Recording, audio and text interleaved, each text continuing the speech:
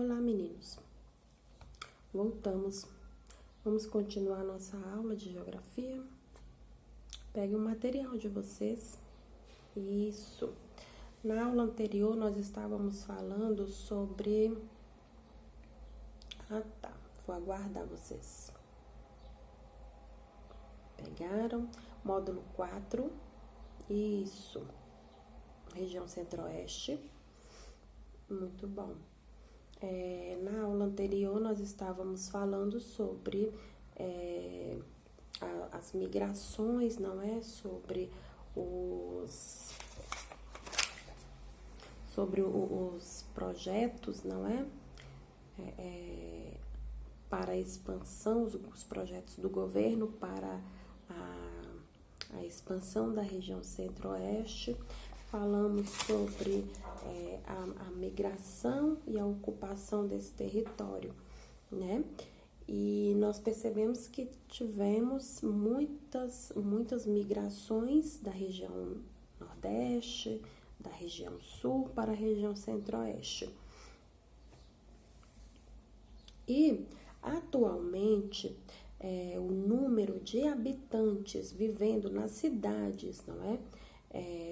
Da região Centro-Oeste é bem maior que o já registrado, né, em áreas rurais, né, nos últimos tempos, né? Então, nós temos aí que a região Centro-Oeste está uma região urbana e não uma região rural, certo? Os programas, não é? Os projetos, os programas de incentivo à mecanização agrícola acarretaram a dispensa, né, de uma numerosa quantidade de mão de obra, né, nas propriedades rurais, e a migração de muitas pessoas começou a ocorrer, não é? Das propriedades rurais para as cidades, não é?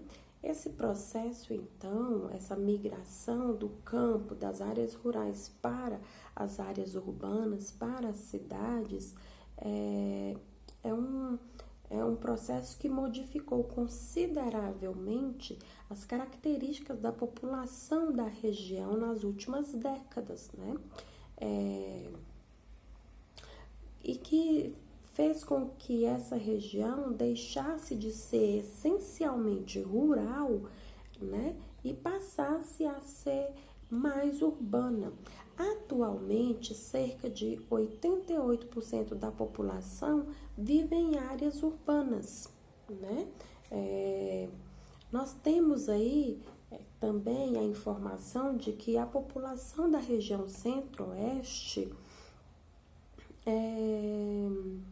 não está distribuída de forma uniforme pelo território que compõe a região Centro-Oeste. Então, nós temos na região Centro-Oeste o denominado vazio demográfico ainda em predominância, ou seja, predominam algumas regiões, né? A densidade demográfica em algumas regiões ainda é muito baixa, não é? Tem áreas que é muito pouco ocupada, não é? Pela população.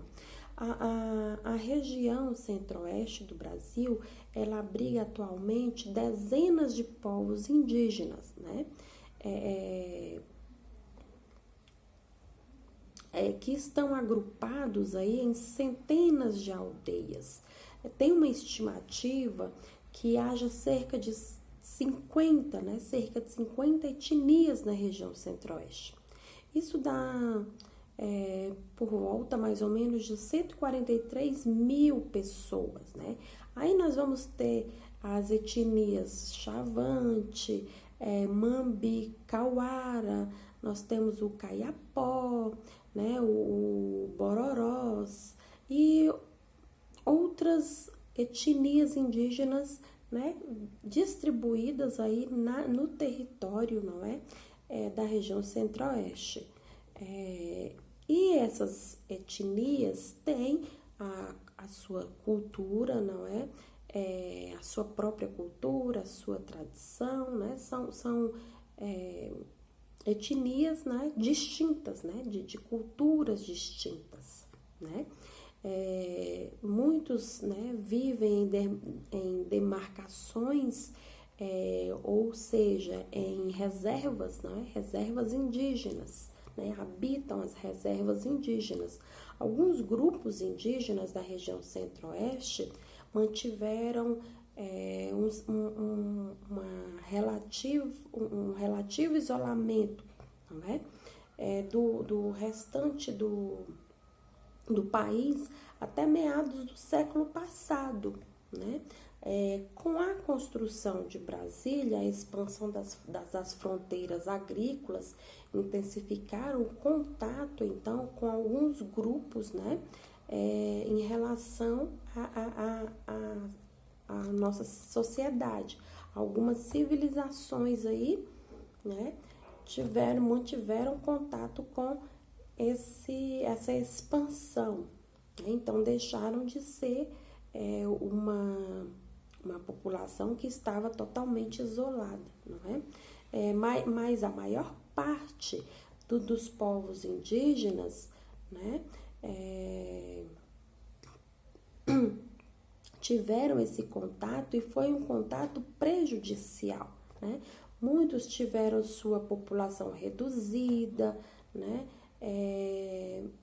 Chegaram à extinção, né? Muitas civilizações indígenas foram extintas, né? Durante esse processo aí da construção de Brasília, não é? Suas terras, né, foram ocupadas em grandes propriedades para serem, né, para se tornarem grandes propriedades agrícolas, não é? Nesse processo de expansão da região centro-oeste, né? Durante aí o século XX, algumas iniciativas, né, foram tomadas, né, com o intuito de remediar essa situação, né, para amenizar todos esses conflitos. Então, ocorreu a criação do Serviço de Proteção ao Índio, o SPI, não é? Que aconteceu a criação em 1910. Nós vamos ter, em 1967, a instituição, né?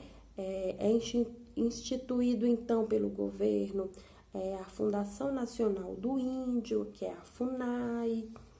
Nós vamos ter a demarcação de muitas áreas, não é? Que são as reservas indígenas, para tentar proteger, não é? Tentar preservar a vida, não é?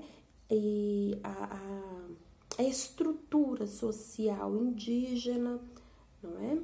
Nós temos aí um grande parque, que é o Parque Indígena do Xingu, né? Que é o PIX, que fica no Mato Grosso do Sul, né? Mas mesmo assim, diversos problemas ainda ameaçam, né, essas populações, a população indígena, né? Danos ambientais, doenças, invasões de terras, né? Ainda persistem, não é? Ainda acontecem, e mesmo tendo esses órgãos, né, atuando, se responsabilizando para garantir os direitos e a preservação das tradições e das culturas indígenas, ainda tem alguns problemas que persistem e prejudicam essa sociedade, não é verdade? Falando aí sobre a organização econômica da região centro-oeste, nós vamos ter uma potencialidade econômica muito grande, né, na agropecuária. Isso, né? O crescimento dessa atividade nos últimos anos transformou a região em uma das principais produtoras e exportadoras de produtos agropecuários do Brasil. Não é? Nós temos uma participação nacional e uma boa participação internacionalmente falando, não é? A produtividade agropecuária da região centro-oeste vem aumentando significativamente, cerca de 10%, não é? Ao ano. É muito bom, é uma participação, é um aumento muito significativo, né? Eu estou falando de uma produção de soja, estou falando da participação aí do PIB, né, no aumento do PIB nacional. Estou falando do ano de 2000, tá? Não é de uma pesquisa exclusiva desse momento, não. Nas últimas décadas, a agropecuária tem influenciado consideravelmente, não é? As demais atividades econômicas a serem desenvolvidas na região centro-oeste, né? Algumas pesquisas vêm demonstrando que isso está acontecendo, né? A tecnologia que vem sendo empregada, não é? No campo, vem fazendo com que esse desenvolvimento vá acontecendo gradativamente e constantemente na região, né? Então, a atividade de agroindústria na região, não é, vem trazendo os olhares, não é, de pessoas que estavam ocupando a região sul do Brasil, não é? Já estão se direcionando para a região centro-oeste, né? Até metade do século XX, né, a região centro-oeste estava organizada em pequenas propriedades rurais, né, que ficavam em torno ali das cidades menores, né? Aos poucos, essa configuração do território, né, atualmente está mudando, né? Essa estrutura de lavoura está mudando. Nós temos agora grandes extensões de lavoura monocultoras, não é? Que estão aí ocupando espaço desde de 1960 a 1970, né? Esse desenvolvimento vem acontecendo, vem surgindo na região centro-oeste. Como eu disse a vocês, estava atraindo a população empresas que atuavam na região sul, e agora esses empresários também estão sendo atraídos da região sudeste do Brasil para a região centro-oeste. Então, a região centro-oeste está atraindo olhares de empresários do ramo da agroindústria, não só da região sul, mas também da região centro-oeste, da região sudeste para a região centro-oeste do Brasil. O governo também, né, continua aí a propiciar, né, financiar, a contribuir com pesquisa, com aperfeiçoamento de técnicas de produção agrícola, na pecuária, para poder fazer com que esse solo cada vez mais se torne mais fértil, mais produtivo, mais nutriente, e atraia e continue a fazer com que a região centro-oeste se desenvolva cada vez mais, não é? As técnicas, não é, de calagem e a aplicação de fertilizantes, né?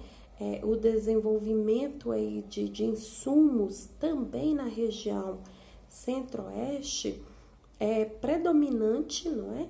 E facilita também a utilização de máquinas modernas, né? Máquinas agrícolas como as colheitadeiras, as semeadoras, não é?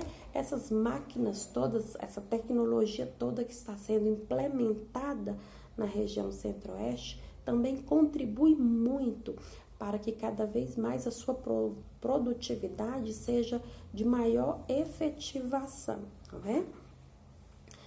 Inicialmente, a atividade pecuária, né, foi desenvolvida em áreas de vegetação de cerrado, né? Isso ocorreu por razão principalmente, né, da proximidade com a região sudeste, né? Que é um grande mercado consumidor, né?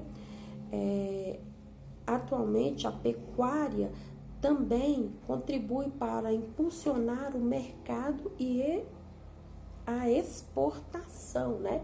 Nós temos aí uma exportação da produção